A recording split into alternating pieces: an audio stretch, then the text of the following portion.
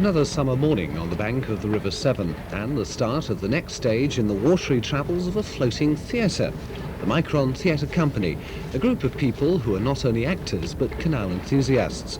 They act and sing songs about the waterways in pubs along their route, reaching people who can't get to the town theatres.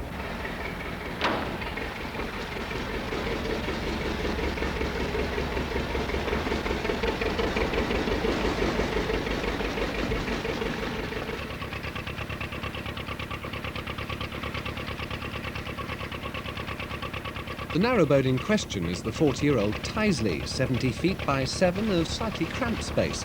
Its captain and company founder, Mike Lucas.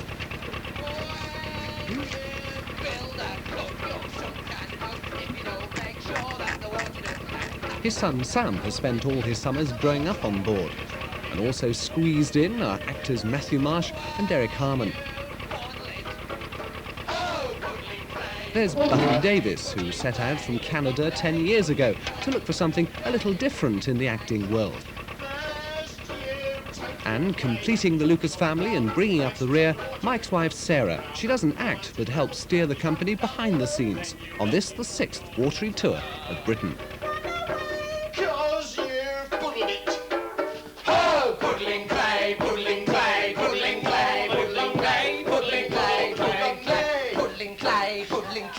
Mr. Brindley's the genius who thought of this idea. I wish that it was him that had to come and work down here. Yes, we paddle it hard and we paddle it long. It's bloody hard work. So we paddle it. Oh! We had been taking canal holidays, Sarah and I, over the years, and from a state of total ignorance about the waterways, just thinking that they were sort of dirty ditches, not even knowing they were navigable, we were gradually becoming more and more aware of their significance and perhaps of their potential. So that sort of bug was growing at the same time. And the two just came together one day in one of those sort of mad ideas that you have. Well, I had one. And why not take a theatre company on a boat, a narrowboat? There you've got your home with you, you've got your form of transport, and you've even then got the subject matter with which you can deal with your shows. 'Cause I'm James Brindley, the schemer, the dreamer, Brindley the engineer. Me mother, she taught me to read and write. Some people say I'm not very bright, but I'll build you an engine, invent a machine I'm thinking about till it works like a dream. 'Cause I'm James Brindley, the schemer, the dreamer, Brindley the engineer. The Duke's the first, but now it's through. It's very clear just what I must do. I'll build more canals, I've got it all planned, joining the cities all over the land. 'Cause I'm James Brindley, the schemer, the dreamer, Brindley the engineer. Yes, I'm James Brindley, the schemer, the dreamer, Brindley the engineer.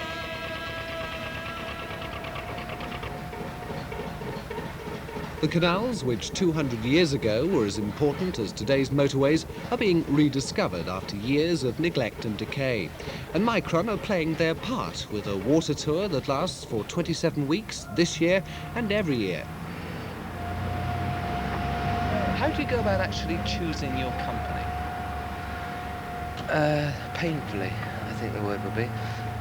It's one of the most difficult jobs of the lot, really. One of the most awful 2 weeks of each year is the moment when we have to decide if we have to change company. We sometimes have people go over for more than 1 year, and that's nice because you get the continuity. But if we're having to choose a totally new company, then the problems are immense. I mean, there's no shortage of people applying for the jobs. We had 100 people apply this year. We cut that down to about about 30 that we actually saw, and then you have to interview them for an hour or so at least. Get to see whether you can get on with them personally. And of course, acting ability is just one of the things you require. There's many other facets of your personality that are important on a job like this. After all, you're going to be living in very close confinement with 5 other people for 27 weeks. That's a long time. So if you get the wrong combination of personalities, you're in for a disaster, and we can't afford disasters. Well, I saw an advert in the stage, and I applied for that. They also went time out as well. And I thought, well, I'll try, see what I can do. Asked them musical ability, if you had any. So I took my guitar along and a piece of North Country verse, which I thought might help. Because I knew the sort of work they did, I knew it was basically about canals. So, you know, I took that along and met them and managed to get in the end. How much did you know about canals at that time? Nothing. For Sarah Lucas, there's housework and more. Well, my official title is business manager. I'm the company secretary as well. I'm responsible for the publicity, all the administration, on all levels, really. And if things do go wrong, it's my job to really you know, put them right. If they can be put right by phoning and talking to people and, you know, sorting it out in some way or other. You don't act? Oh no, I'm not an actress. No, I'm not a professional actress. And you really have to be to do the shows that we do well enough. Watching the way they work, I'm well assured of that. It's not something for an interested amateur to ever attempt. Gads, but you're lovely. Look, here you are, my dear. I recommend to you the Hereford and Gloucester Canal. Best opportunity of all that. Now, look, the important thing to remember is that these 3 canals are being built this year. And later on in the show, we'll let you know whether you've made your fortunes or not. However, for the moment, let's all of us hire horses, rather than carriages, that is, and set off to play the speculation game. Of course, some people play the speculation game somewhat differently. How difficult was it getting to know about actually living on a narrow boat and steering a narrow boat and doing your various chores? Steering is probably the strangest one. Initially, Mike took Matthew and myself and Buffy, and we spent, I think, about 3 or 4 sessions with Mike standing beside us, and then eventually it became, we have 2-hour sessions, you see. And eventually Mike says, okay, you're on, and you look at Mike, so you're coming? And he says, no, you're on. So you go and stand there, and they're going to hit something. And then very slowly you get used to the idea of just being in charge of the boat. Strictly speaking, you're supposed to be the captain when you're steering, but it doesn't quite work like that, because obviously Mike knows what venues are coming up, where we're going to moor, and he plans that all ahead. But it's a very democratic setup. You all take it in turns to do things, you all discuss what has to be done. There's not much discussion about what needs to be done or what has to be done. It very much falls into a very quiet, silent place. People know what shopping days are, which shopping days, when you do the laundry. The rotor systems work very, very quietly and very cleanly. Yes, I am. Waterside stops bring more than just a chance to stretch your legs. Today's walk into Upton-on-Severn is an exercise in stretching the boat-keeping money too. There's a daily rota of chores on and off the Tyseley.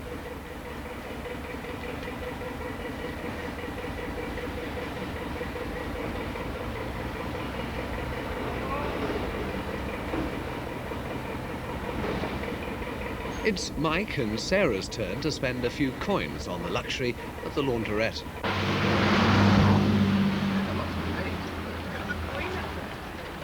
Meanwhile, Matthew's in charge of the galley stove today.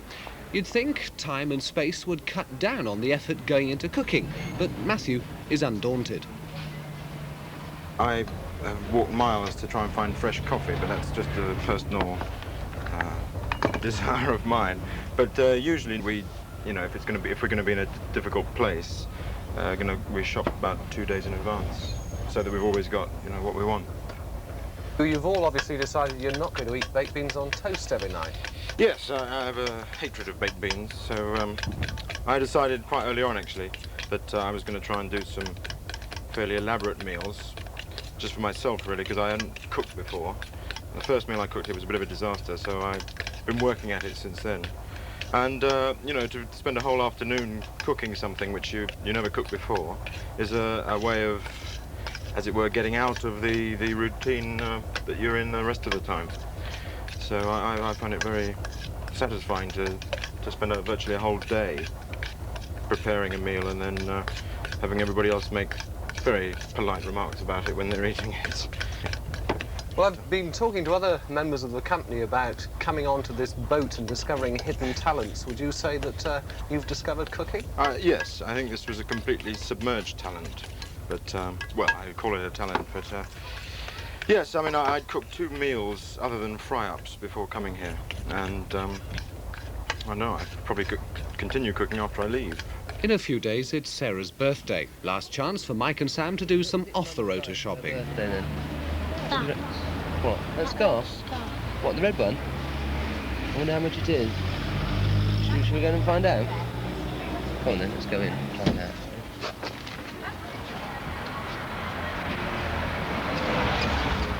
Meanwhile, Mum is off to bank the week's takings, topped up with last night's collection, made at the end of just one of the 170 performances they'll be giving this season. And then it's off down the river again, heading this time for the Sharpness Canal.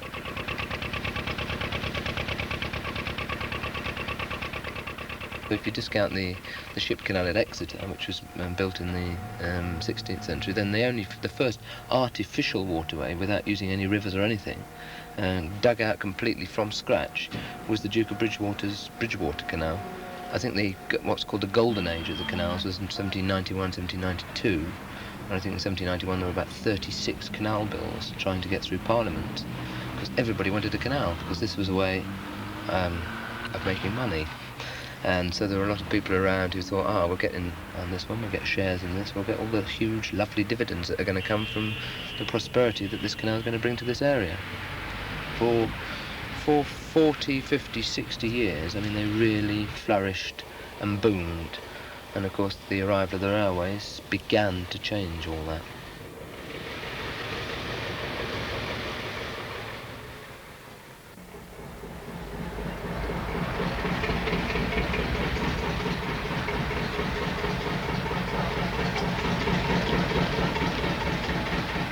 Even in built-up areas like here, where the Sharpness Canal runs through Gloucester, it's a beautiful way of seeing something old from a new angle.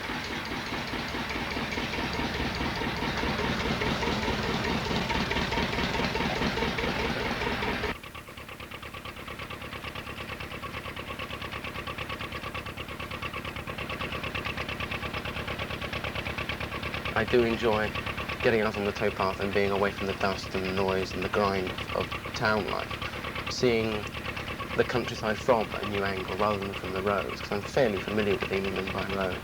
And one of the extraordinary things was going through Manchester on the canal, because I know Manchester fairly well, and I was going through Manchester and it was really very derelict, and they could do a hell of a lot with it, but they don't, so be it. But going through was astonishing, because I was just looking at all these buildings I knew from one side only, and next time I go to Manchester I shall enjoy Manchester that much more because I've seen it from the canal's point of view.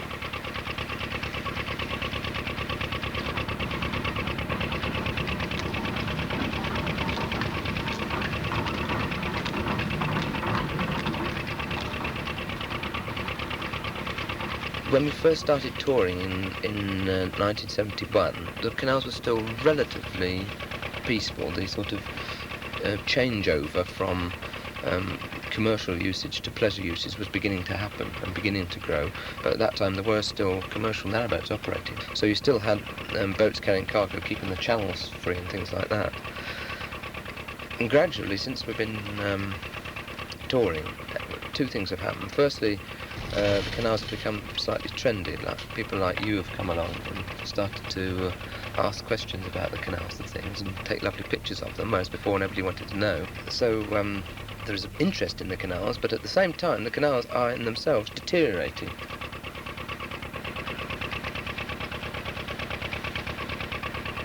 Had you any idea before joining the company what life on a narrowboat would be like?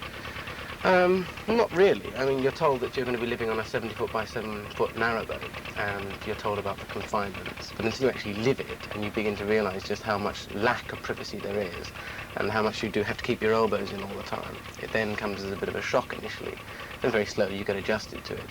And the thought of going back to one of the smallest flats I ever had, which was 12-foot by 12-foot, is now thoughts of going back to a palace, just purely from a space side.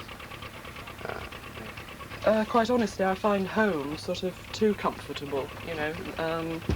Living in a flat, there's so much room and so much to clean and, you know, so much more to organise. Here, somehow, life is much more straightforward. What sort of housework have you got to do on board a narrowboat there? Well, obviously the floor's got to be washed and the outside of the boat's got to be washed and the windows have got to be cleaned and the fires have got to be laid and that sort of thing. But there are 5 of us, you see, for one thing, so it's the same number of jobs, but with 5 adults coping with them rather than 1 housewife. You've got a son to look after as well, Sarah. Is it Yes. difficult being a mother on a boat like this? Well, in some senses, because we're all working, there are times when you know you should have time for him and you frankly haven't. And you just have to sort of cope with that, you know. But then again, he has so much more an interesting life than most 5-year-olds have. There are always things to do and to see. I mean, if he meets children along the way, he just wades in and talks to them and plays with them. You know, he doesn't hang around and start being shy or anything like that. He can't afford to. Unfortunately, he's the type of child that will respond in that situation. Street cat. Meow, meow, meow. I am the old street cat. I have no house to live in. Journey's End, the Pilot Inn at Hardwick. I felt that other people coming with us should be definitely guaranteed something. And obviously we always had to rent the boat and the running costs always have to be paid. Since we've had an Arts Council grant for the last couple of years, and since we've got recognition from the public, the money's coming in on both sides well enough for me to know that we'll be level, unless something really dreadful happens by the end of the season. So I can sleep at nights and still pay the wages and everything else. It's happening all over the country, Doc. They're trying to keep us locked down. Oh, yes, you see it now, I tell you. Well, I see nothing, lad, but look, I'm willing to help, and I've never turned down a fight yet. Come on, Mr. Pitt. Wakey, wakey, dear. I brought you your morning cup of tea. Oh, thank you, dear. Yes, yes. And also a copy of the Sunday Times with me. Jolly good, dear. Do you think you could read it to me this morning? I'm feeling just a little fragile. Would you like me to drink your tea for you as well, dear? There have been serious bread riots throughout the country. On Wednesday evening at Preston, a scandalous riot took place. A disorderly mob, including many navigators, attacked the Plough Ale House and that of the Sun, and also the house of the butcher, the baker, and the glazier. At length, these daring miscreants proceeded to the house of the much-respected mayor, and the attack becoming violent, his family were under the unpleasant necessity of defending the house with firearms. They fired upon the rioters, several of whom were wounded, 1 or 2 of whom we hear since died. The mob then dispersed. Good. Very good. Ideal. All right, dear, you know, that's what's ideal about people being killed. Well, I never felt better, me dear, don't you see? We can now issue a statement saying that bread isn't scarce or expensive at all. It's simply the navigators causing trouble. It was only really until I started researching the Puddleit show that we do, the story of the navvies, that you began to think when you're travelling along a canal and you go along a cutting or across an embankment, that has actually been built by just men with shovels and picks and barrows, just digging that mud out. It was done simply by the sweat of a lot of people. Of course, in those days, the navvies were, in comparison to a lot of other people, relatively well paid, but that still doesn't mean they were well paid. It just meant they were better off than a lot of other working men. And they would work a 12-hour day, 7 days a week, for about a month, and then they'd get paid, and they'd go off on a what would you do? Go off on the biggest bender you could ever go on, you know, and they just went and get smashed off their heads and stagger back to work after 4 or 5 days totally broke.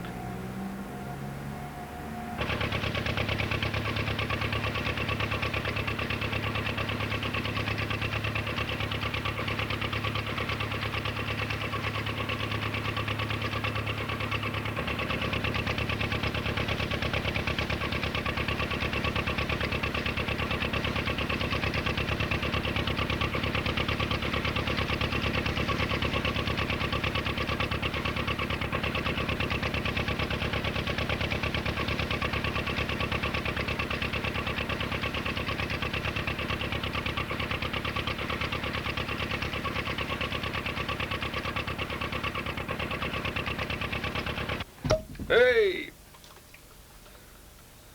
Lovely. This one, Well, that's supposed please. to have orange juice in it, so it's supposed to be Yes. Buck's Fizz. Thank you very much. Ooh. I wonder what Very this nicely can be. wrapped. Yes, did you wrap it yourself?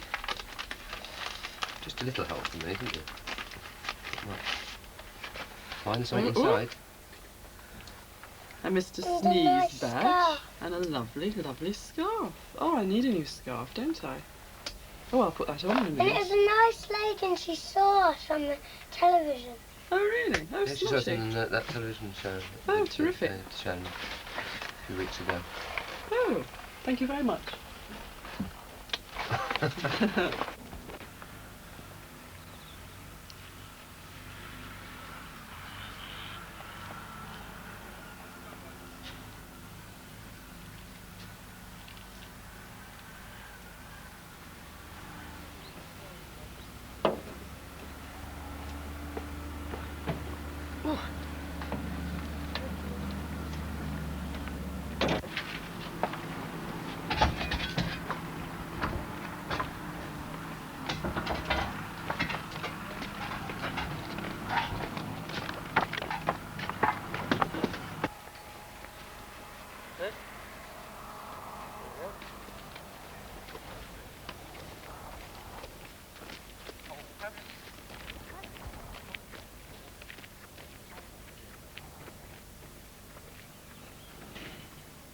Men spend their lives on the Barrow Run. They laughed when they came off because it happened so regular. Till they were bloody serious to me. Couldn't take one step towards that plank. I couldn't let them see it. I was scared, it really was. 50 pair of eyes on me, that's what it felt like. Couldn't look down. I prayed, bloody prayed, and saw Joe coming back down. Face forward, foot over foot, horse taking the strain and the barrow passing you on the backside. Not being able to tell where the bloody hell it's going. God, I hope somebody's watching that horse. Don't let it bolt. I push and sweat to climb this hill. The Barrow Run, the Barrow Run. And if the horse don't get you, the barrow will. The Barrow Run, the Barrow Run. Men spend their lives on the Barrow Run. Down this plank with the surface a shine. The Barrow Run, the Barrow Run. A boy and a horse and a barrel behind. The Barrow Run, the Barrow Run. Up and down the Barrow Run. The Barrow Run, the Barrow Run. Men spend their lives on the Barrow Run.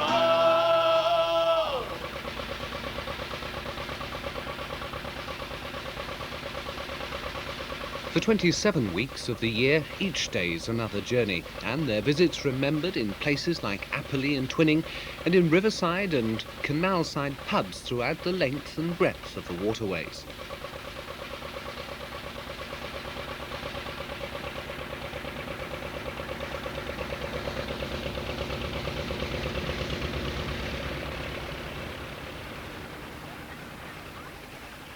And now, ladies and gentlemen, we brought along for your special entertainment, hardly cost us anything, a couple of those working chappies, you know, the navigators, the fellows you see leaning on their shovels, getting drunk, occasionally doing a spot of digging. Let's hear it for the navvy men.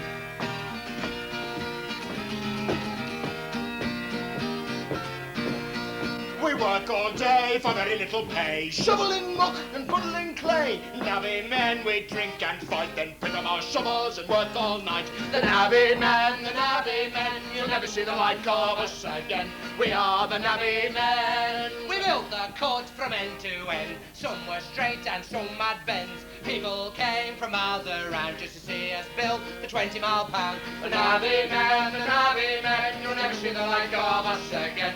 We are the navvy men. Hillside's large, we couldn't go round, so we dug out tunnels under the ground, long and short with events too, just to get your narrowboats through. The navvy men, you'll never see the like of us again. We are the navvy men. Building one tunnel, we lost 16 men, but we had to go back in again. We could not stop to kneel or pray, 'cause if we did, we got no pay. The navvy men, you'll never see the like of us again. We are the navvy men. The navvy men, you'll never see the like of us again. We are the navvy men.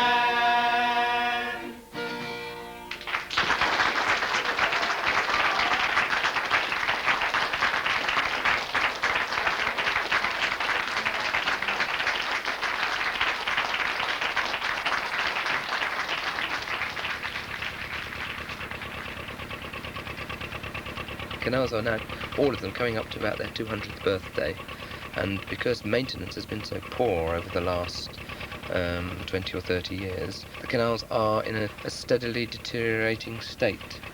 The banks are being eroded by people going too fast. Some of the aqueducts, you know, are going to get cracks in them at some point. They're going to have to be shut. Keeping up with it is almost an impossible task for British Waterways. It needs something like an injection of 50 to 60 million pounds to get everything back to square one, to a reasonable state.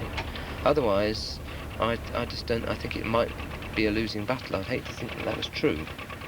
To keep the system, which we've got 3,000 miles of it at the moment, and to keep that intact, which I mean I think it must be kept intact at all costs, is going to be a very difficult job.